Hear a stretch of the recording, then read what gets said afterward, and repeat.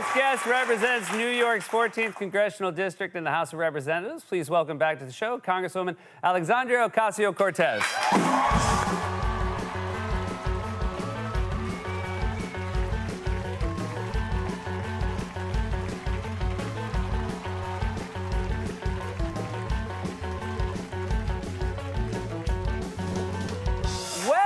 It is so lovely to have you here. Lovely to be here. Thank you. It seems like we planned this, but this has been scheduled for a long time. No one could have imagined a couple months ago what happened today. How does this feel? How are you processing it as a New Yorker? Yeah, well, I mean, as an American, as a New Yorker. As a New Yorker, it was a very New York kind of day. You have not just what was happening with former President Trump, but then you have MTG flying into town. You've got, you know, just the whole chaos of the scene, and also all the people walking by like, okay, I'm on my lunch break, time to go. Yeah. It's, you know, it was just a lot. It was a circus, right? I mean, your whole life, this is a person who, especially in New York, has been, you know, investigated, never charged, you know, multiple, you know, certainly accusations of financial improprieties. Did you ever think this day would come where he would be arraigned, especially for things like, you know, the misuse of money? Yeah, I mean, I think I had always felt that something might happen.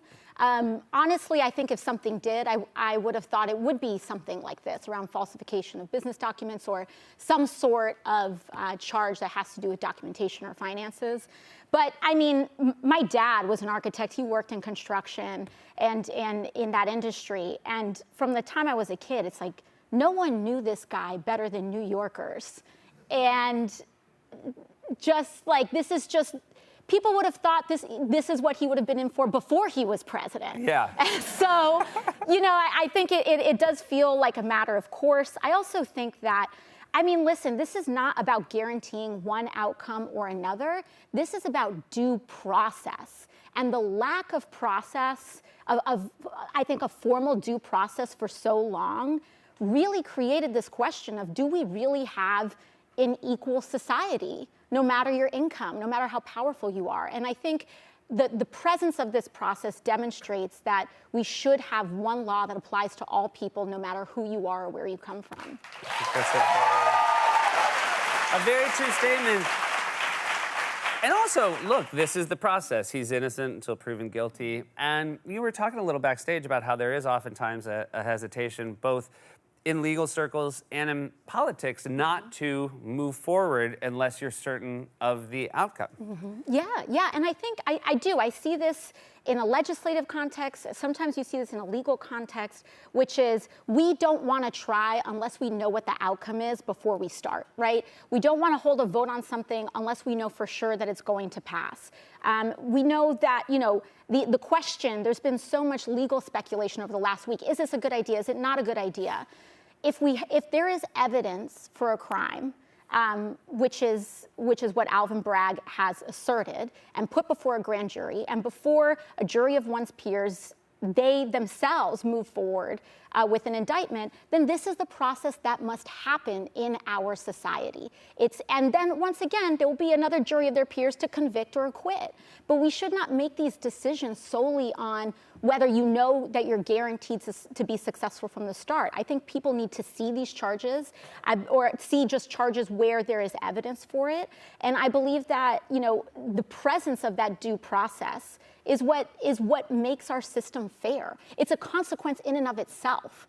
And I think it's important. I just think it's important. You mentioned Alvin Bragg. 3 GOP House chairs basically wrote to him demanding that he come and testify, that he bring documents from this investigation. It seems like the office hit back pretty strongly to that. How do you feel about sort of the members of Congress reaching out and trying to, interfere in an investigation like that? Yeah, I mean, I think what they've attempted to do, whether it's Jim Jordan or Chairman Comer in House Oversight, where I sit, there needs to be clear jurisdiction. And what we have seen from House Republicans especially is that they seem to have interpreted their role as just defending and working for Donald Trump, sometimes more than working for the kinds of people that they've been elected to serve.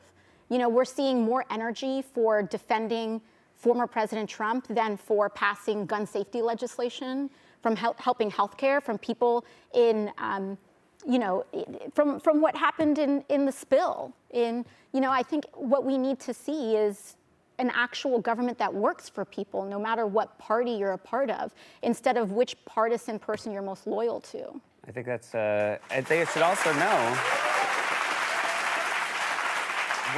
when you work for Donald Trump, you often don't get paid, and that's something they should keep in mind. Yeah. You questioned Michael Cohen.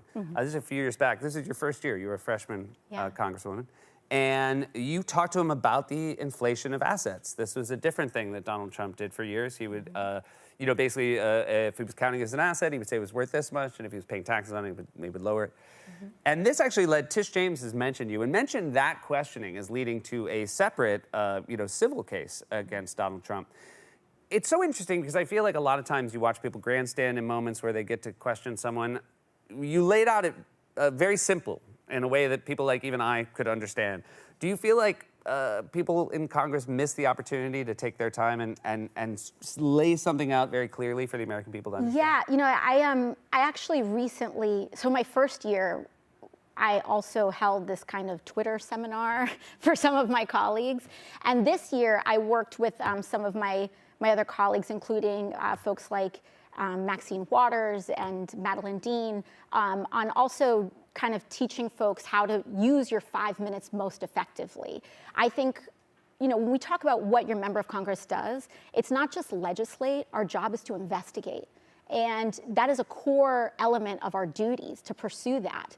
And so I do think, you know, it takes a lot of preparation. It's kind of like what Mark Twain said, this letter would be shorter, but I didn't have time. That brevity takes an enormous amount of preparation. I kind of look like that scene from It's Always Sunny in Philadelphia with a guy like this. All the yarn you know, connecting all the everything. yarn. That's what my desk looks like during a hearing sometimes. You have to work with what's happening in you know, midstream. But I think it's very powerful. It's really important. And our job is to educate and communicate to the public in addition to legislating. I want to talk about other legislation you're working on. Before we go to commercial, Trump was supposedly stuck on FDR after the arraignment today. Is that the most perfect New York punishment for... Okay.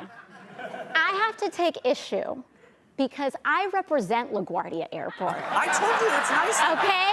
I told you it's nice. We put a lot of work into that. I'm telling you, it is great. I'm a huge fan of LaGuardia now. It's just hard for us as comedy writers. You took some. This would be like if the Mets won the World Series. I know. What would we do? I know. What would we joke about? What I will say is that I do think it was an omen that he landed in my congressional district. I think that. Show 'em who's boss. There you go. We'll be right back.